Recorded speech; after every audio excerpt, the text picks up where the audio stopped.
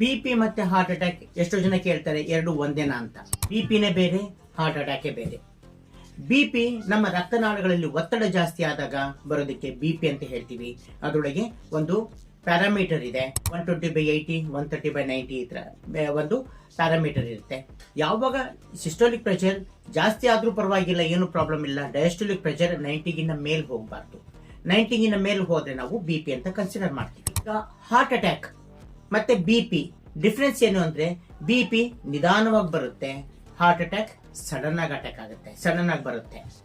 ನೀವು ಬಿಪಿ ಇರೋದನ್ನ ಇಗ್ನೋರ್ ಮಾಡಿದ್ರೆ ಮುಂದೆ ಫ್ಯೂಚರ್ ಅಲ್ಲಿ 100% ಹಾರ್ಟ್ ಅಟ್ಯಾಕ್ ಚಾನ್ಸಸ್ ಜಾಸ್ತಿ ಇರುತ್ತೆ.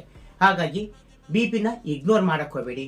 ನಿಮ್ಮ ನಿಯರೆಸ್ಟ್ ಡಾಕ್ಟರ್, ನಿಮ್ಮ ಫ್ಯಾಮಿಲಿ ಫಿಸಿಷಿಯನ್ಸ್, ನಿಮ್ಮ ಫ್ಯಾಮಿಲಿ ಡಾಕ್ಟರ್ಸ್ನ ಕನ್ಸಲ್ಟ್ ಮಾಡಿ ನಿಮ್ಮ ಬಿಪಿನ ಮಾನಿಟರ್ ಮಾಡ್ಕೊಂಡು ಕರೆಕ್ಟ್ ತಕ್ಕಂತೆ ಟ್ರೀಟ್ಮೆಂಟ್ ತಗೊಳ್ರಿ.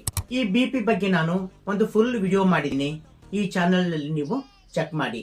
ಈ ವಿಡಿಯೋ ನಿಮ್ಗೆ ಇಷ್ಟ ಆದ್ರೆ ಲೈಕ್ ಮಾಡಿ, ಶೇರ್ ಮಾಡಿ, ಸಬ್ಸ್ಕ್ರೈಬ್ ಮಾಡಿ. ಮತ್ತೆ ನಿಮ್ಮ ಕಾಮೆಂಟ್ಸ್ ನ ನಮ್ಮ ಕಮೆಂಟ್ ಬಾಕ್ಸ್ ಅಲ್ಲಿ ತಿಳಿಸಿ.